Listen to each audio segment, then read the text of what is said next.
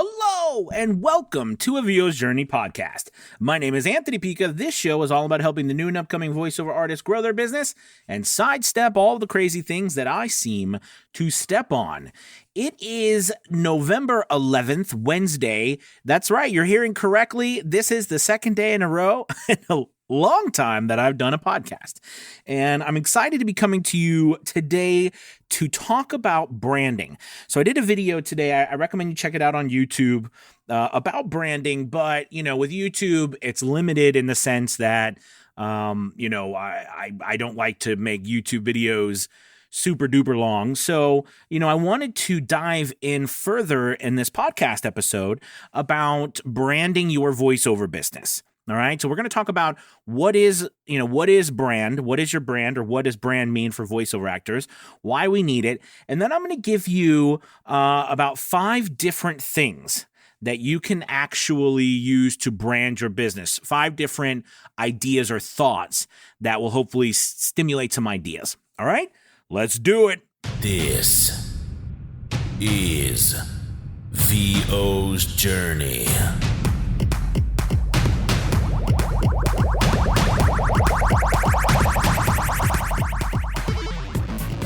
With your host, the incomparable Anthony Pica.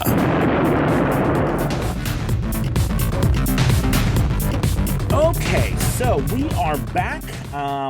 Real quick, if you haven't had a chance, please go ahead and feel free to leave a review about the podcast over at iTunes or Spotify. It's really cool.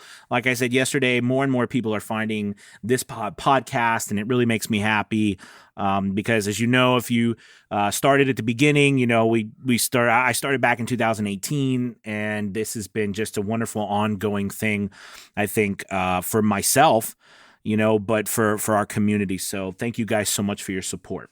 Okay, now let's talk about what branding is, all right? So the idea is like when people hear your organization's name or like your personal brand or your personal name, thoughts pop up that influence what they believe and how they buy. Do you know what I mean? So those thoughts that people hold in their mind, okay, those are that relate to your brand, your personal brand. That's the basis of what a brand is. Okay, so when we're talking about voiceovers, this can be, when someone sees your name or sees a logo or sees something that represents your business. What is it? What are the thoughts that pop up in their mind about you, your business, your brand, or the types of voiceovers you do? Okay, that's what branding is. And, it's, again, these ideas or thoughts that are attached to you or your business. Okay? So why do we need a voiceover, or why do we need a brand for our voiceover business? Okay, well, I think the reality is so much is changing, right, on a regular basis. The world is changing like crazy. And we know this. We know how fast it's changing. The internet, our lives, just everything. And with change, there's a lot of things that come and go. Something's hot one day, it's not hot the next day. We're on a platform one day that's getting a lot of work, the next day it's not. It's one thing right now to be on a couple of platforms or doing a couple of things and it's working, but maybe 5 years from now it doesn't work. And if you're like me, I'm building this for the long haul. I'm not building this for, a couple of months or a couple of years. I'm building this for the next, 50 years of my life. So, I'm looking at ways to cut through all of that change, all of that different things happening where, fads will come and go, websites will come and go, actions that yield results will come and go. So we need a brand because it cuts through that mess. It will last. It won't go away. Because when all these things change, if you have a brand, People will look at your brand. They'll know right away what to think about your business, what you stand for, what you do, and you are effectively cut off from that fear of change. Now, that doesn't mean that we don't have to change our and things that we offer and moving forward in the future, but a brand allows you some staying power. It allows you security. If everything went away tomorrow that you make money on, what do you have left? Do you have a brand? Do people, will people recognize you, or will they have no idea that you exist because what they really recognized was the brands that you worked for or the platforms that you were on? They really didn't know your name or your brand. That's why we need a brand. We need a brand to cut through all that mess and to stay relevant. So that's why we need a brand. Let's get into a couple of different ways. And, I'm trying to make this podcast as full of information as possible because you know me, I can go on talking for a long time. So let's cut through and go to what are some different ways. I've got 5 different ways that you can come up with some branding, positioning, some ideas, some things that we can kind of hang our hat on, if you will, in order to come up with our brand. So the first thing I want to talk about is that we fulfill an unaddressed interest or need. So as I talked about in the video, a VO's journey, I started a VO's journey with the idea, honestly, that I just wanted to have a place for people to go where it was a community of like-minded, positive, supportive people. Because I had been in a couple of groups and, quite frankly, they weren't very nice. I'm not calling any group out because I honestly don't remember the groups. I just remember I didn't feel like at first I could find a place. Now, there might be many wonderful groups out there for voice actors. I'm sure there are. But I couldn't really find a place where I felt welcome as a newcomer, or I felt welcome to say, hey, I work on Fiverr. Or, hey, I do short books on ACX. I'll never forget one time I was in a group and I mentioned that I recommend, or someone mentioned in the group about me saying that I did short books. And now I don't know if they realized I was in the group, but they started saying all these bad things about me. Like I was, some fad, it wouldn't work. I would just go away. I was an amateur. I didn't even know these people. And I'm assuming they had no idea who I was. Because I wasn't, they didn't know me. You know what I mean? And it was amazing to me that they would just start badmouth, and it was multiple people, including the person who was running the group. And there were like thousands of people in this group, and them not realizing that I was in the group, you know what I mean? I politely said, hey, thank you. And I actually thanked the guy for hosting the group. And I understood, their ideas, and that's totally okay. But I'm having a lot of success with what I'm doing, and I appreciate their feedback. But I'm not going anywhere. I'm going to be successful in this business. And I said it nicely and politely. And what I noticed is that they actually came back and apologized in the post for saying the things they did. And I think a lot of that had to do with more so because I didn't engage in anger, right? Because the reality is they didn't know me. Was it nice what they were saying about me? No, but they didn't know me, which means that in reality, I didn't take any offense to it. Because why? Things don't really offend us unless we allow them to. Anyways, the point is that these were types of groups that, were out there. And so I wanted to create a place that people could go to feel supported, to feel part of a community that accepted them no matter where they were in their business and no matter what crazy ideas or thoughts they had. They weren't put down for it. So that's something I created, and I really believe that was something that wasn't being fulfilled in the industry at the time. Now, of course, that has to do with voiceover actors. But if I look at my voiceover business, it's the same thing. I run it the same way. I wanted to create a business that had a robust community communication policy. meaning that I communicated with people throughout the process. I was open about what was happening. I didn't lie. My pricing, for example, I was very open about the fact that I charge the same amount everywhere. No matter where I charge the same amount. There's no fluff. There's no, trickery behind it. I charge what I charge, and I'm more than understanding if they can't pay it, or if they approach me and they offer a cheaper price. I'm not angry about it. I'm very understanding. Not everybody has a lot of money. Now, that doesn't mean I accept the work, but I treat everybody kindly with respect. Have I been frustrated before? Of course, I've been very frustrated before. Let's just put it that way. But it's how we act upon it. So, anyways, that's how I looked upon my brand as being someone who was, or personal brand, or VO's Journey was a brand that meant more than just me, right? It meant kindness. It meant supportiveness. It meant empowering people, right? Empowering people to build their own business and then to feel supported in the meantime. That's a VO's journey. So that's one way, is to fulfill an unaddressed interest or need.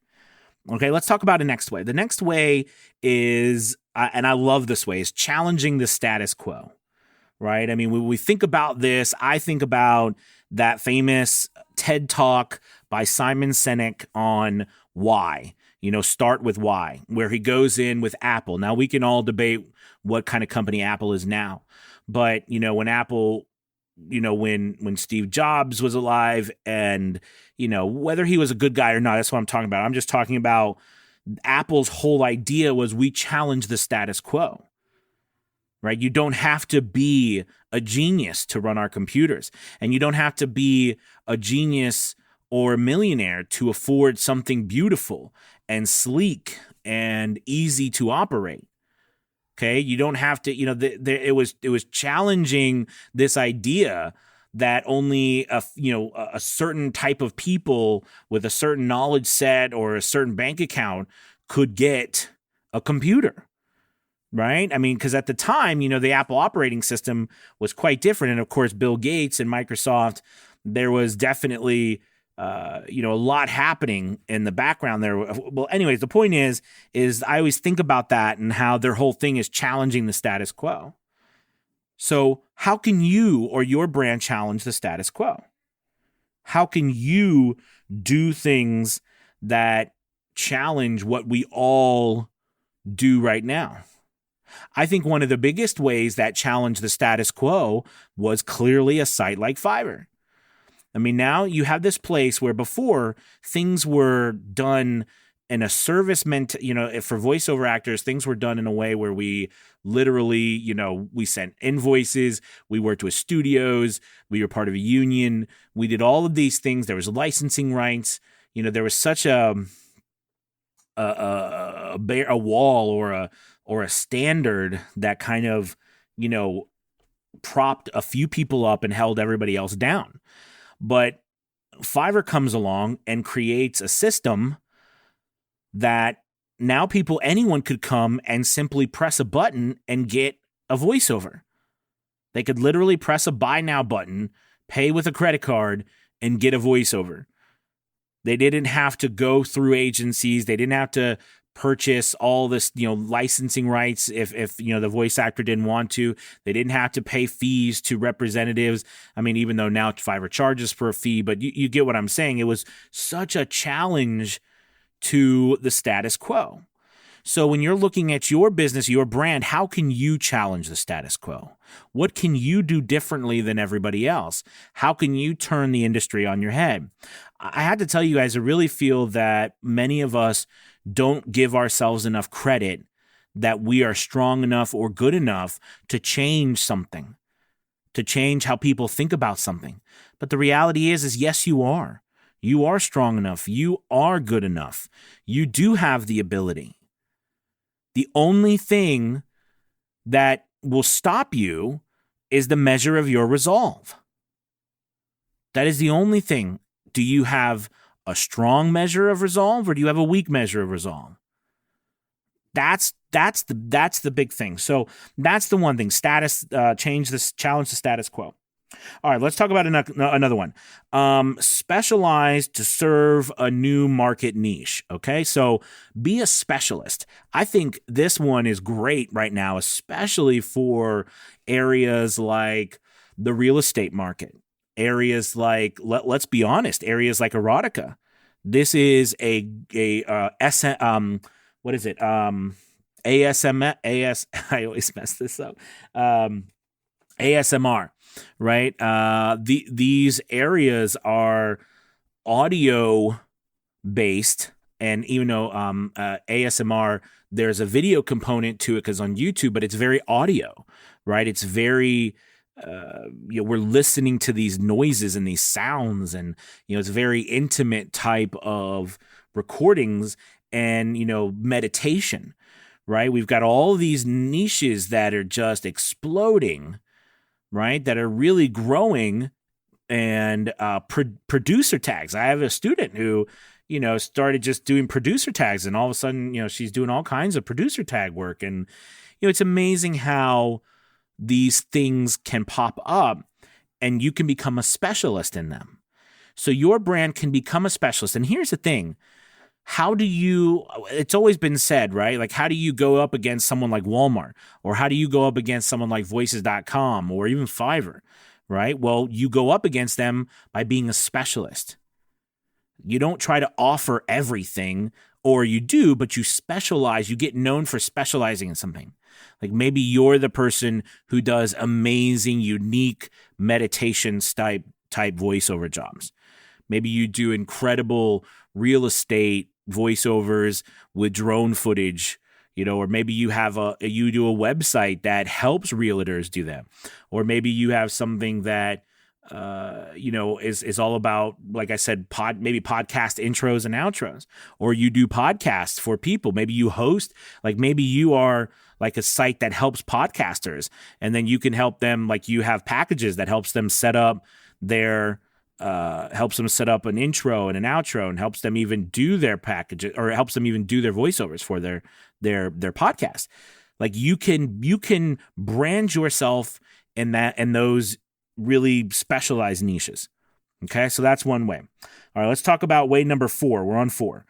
Transform an established solution. Transform an established solution. So let's say that, we are, if you think about this one, it's all about taking something that has already been done and transforming it into something else. So, for example, I think ASMR is a perfect example. I mean, here's voiceovers, okay, that were then taken to a new level by whispering and making noises, right? Well, how can you take the voiceover industry and transform it? You might think right now maybe a transformation is clearly going underway with artificial intelligence. Well, how can what can your brand be that transforms the way people do business there? Maybe, you transform the way people pay for voiceovers. Maybe instead of people paying you at one time, they pay you monthly for like to have you on retainer.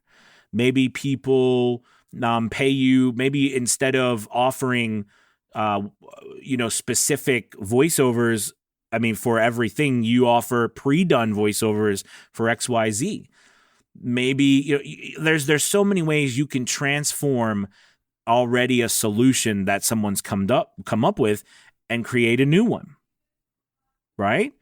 There's all kinds of ways you could do that. Maybe instead of just offering the voiceover, which is a solution to businesses, you offer a voiceover and you're going to offer training for whatever they're doing. Maybe you offer extra help and support. Do you know what I mean? That there's a way that you can transform an established solution. I think, like I said, that one of the biggest things that are transforming right now is AI. Another thing, again, is I think the way voiceovers, especially in the adult audio arena, a lot is transforming, right? A lot of things are switching from video to audio, and that's a big market right now. So, that's something that's definitely transforming to be able to be used not by just having to watch video, but being able to be listened to wherever you are. So there's number 4. Let's go to number 5. This is the last one. The last one is introduce an all-new solution. So the last one, we were transforming something into something else, just like AI transforming from people doing it to now it being done by artificial intelligence. But introducing an all new solution, do you know what I mean? If we think about that, I mean, this is where innovation, this is where, you create something that has not been done before. And I think that's pretty darn cool. So if you step back and think, well, what can I do? What can my business offer that no one else does? Right? What can I offer using my voiceover skills that no one else does?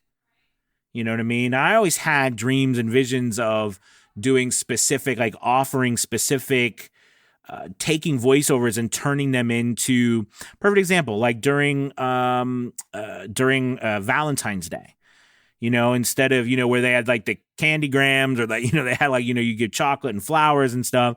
What about packaged messages that you could send somebody, and maybe through email, maybe someone orders it and you send them a series of, 5 emails each day, over the period saying all the, doing a voiceover about how all the different ways you love them, right? It's just an interesting way to change, to introduce something new, right? That you come up with a new innovation for the same problems that people are having, right?